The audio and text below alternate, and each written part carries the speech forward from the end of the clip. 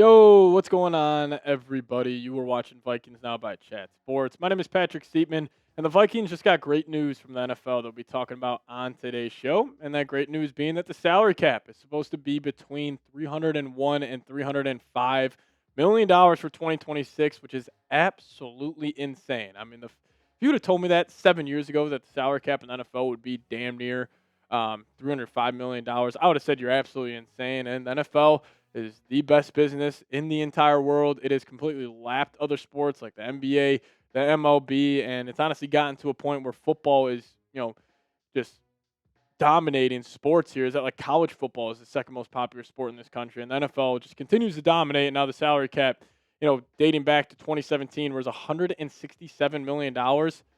It's increased almost 150 million since that date.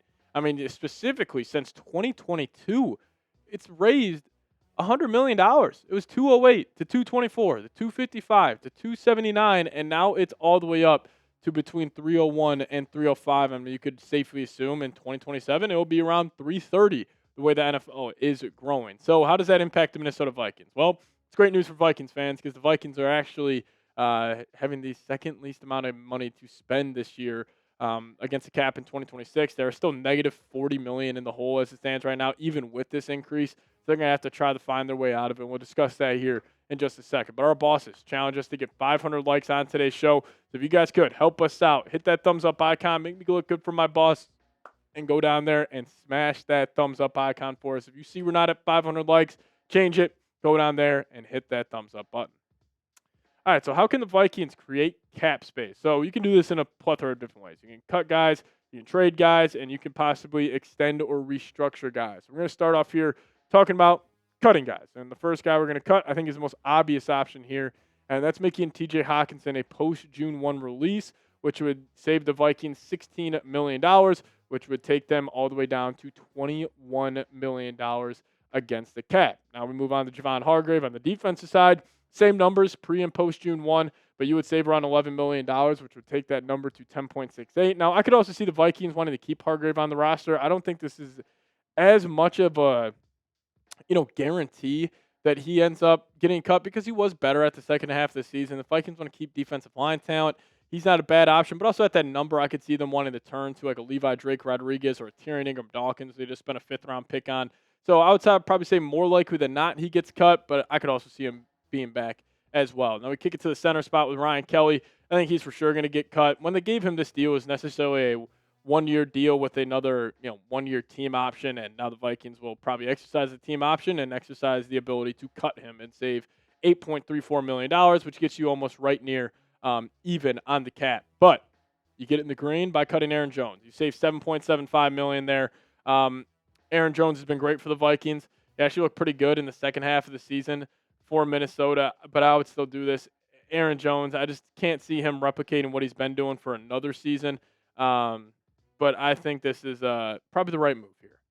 Aaron Jones, thanks for what you did in Minnesota, but I just think it's time to get younger, get more athletic at the running back position. And then also you could trade Jonathan Gennard potentially to open up more money. You would get then to $18.25 million if you do end up trading Jonathan Gennard. Maybe a team like the New York Jets could call you for the 33 pick. If that's the deal on the table, I would do it. Then the Vikings would have 18, 33, another second, and 2/3. You would have 5 picks in the top 100 of this year's draft, which could be extremely beneficial for a team that is struggling with cap space. So I would consider trading Gennard. Also, Dallas Turner would end up playing a lot more. So watch out for a potential Gennard trade. And then also, how about you extend Brian O'Neill? Brian O'Neill is still playing great football for the Minnesota Vikings.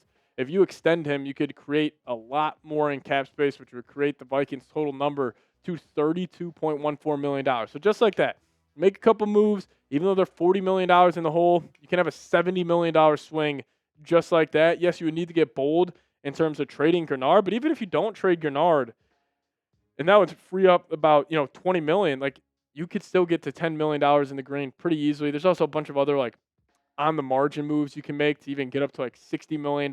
So even though the Vikings, yes, the cap space situation looks bad, but it's not like they have a ton of guaranteed money. They have a lot of guaranteed money if they don't cut or restructure or trade anybody, but there are a lot of moves they can make to get into the green here and possibly have some big time moves in free agency. But If you guys could hit that subscribe button today.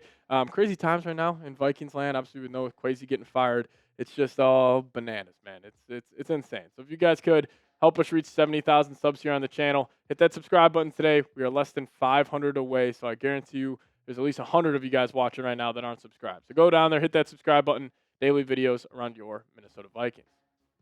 All right, coming up next here, we're going to be talking about 3 big-name free agents that the Minnesota Vikings could sign if they do elect to spend some more money here in free agency. We'll talk about that here in a second. But let me tell you guys about today's presenting sponsor, and that is Prize Picks. Now, the big game is almost here, and there's no better way to cash in during America's biggest sporting event than Prize Picks, where it always feels good to be right. And since the big game is right around the corner, that also means it's your last chance to get into the football action right before next season. So close the season outright with Prize Picks by getting $50 instantly in lineups when you play your first $5. You can also find your community on Prize Picks. With the new social feeds feature, you can share Prize Picks with your friends and copy lineups from winners with a single click. Copy lineups you like or use them as inspiration for your own picks.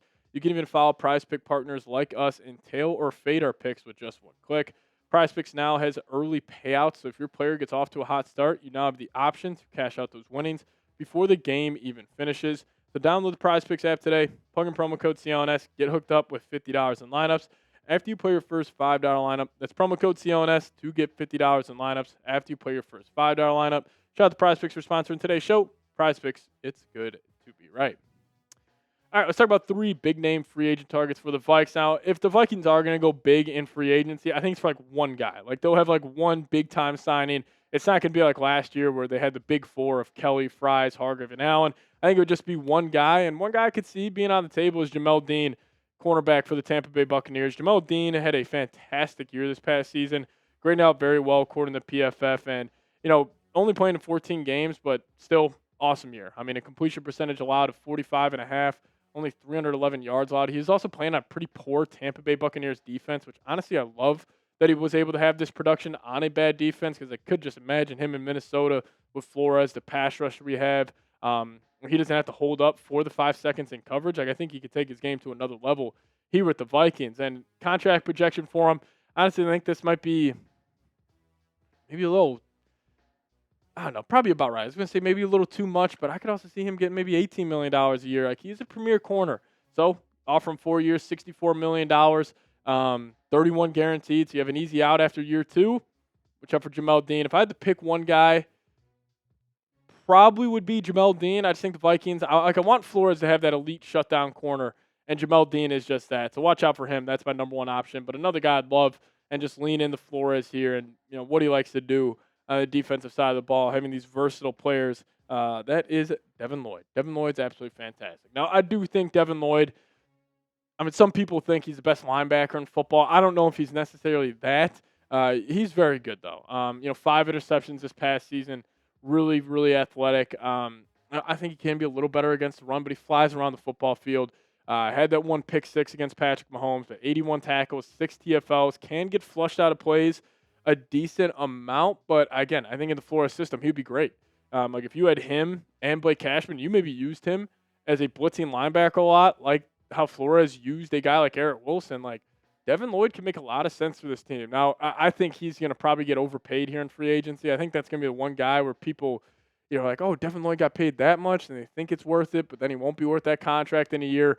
Maybe I'm just a hater on Devin Lloyd, but I just think maybe he got a little overrated because that pick 6 he had on Patrick Mahomes on that one Monday Night Football game. But still a hell of a player, and if the Vikings believe in him, I would probably believe in him too. And if Flores wants him, hey, Flores wants him, you go get him. Now, let's talk about a tight end here. Now, I think this is an incredibly risky move, but I think it'd be fun to talk about and a fun idea. Kyle Pitts. Kyle Pitts, obviously being a top 10 pick in the NFL draft a couple years ago. This guy's a freak of nature. He has not lived up to his draft pedigree, but if the Vikings do move off Hawk and they want to get younger and more athletic, like Kyle Pitts fits that bill. 118 targets this past season, caught 88 balls for just under 1,000 yards, found the end zone 5 times. I will say, funny stat about Kyle Pitts, year 1 in the NFL had 1 touchdown. Year 2 in the NFL had 2. Year 3 in the NFL had 3. Year 4 in the NFL had 4. Year 5 in the NFL had 5 touchdowns. So, hey, he's gotten better every single year. I think this guy might just be out of the Vikings price range a little bit, especially for a tight end. You're already giving Josh Oliver $9 million a year, and plus you're moving off T.J. Hawkinson. Do you really want to be in the market for potentially another bad contract at the tight end spot, which Kyle Pitts very well could be. But I believe in his talent. And if the Vikings, like, if you want to get more dynamic, wouldn't be a bad choice. Like getting Kyle Pitts, Jefferson, Addison, some good running backs that you got. Could be a little interesting. But you guys let me know. Who do you want? Name a free agent the Minnesota Vikings should sign. Drop that name down below. And do appreciate all of you guys for tuning in. If you guys haven't already, hit that subscribe button. We'll get on out of here. As always, SKOL Blacks.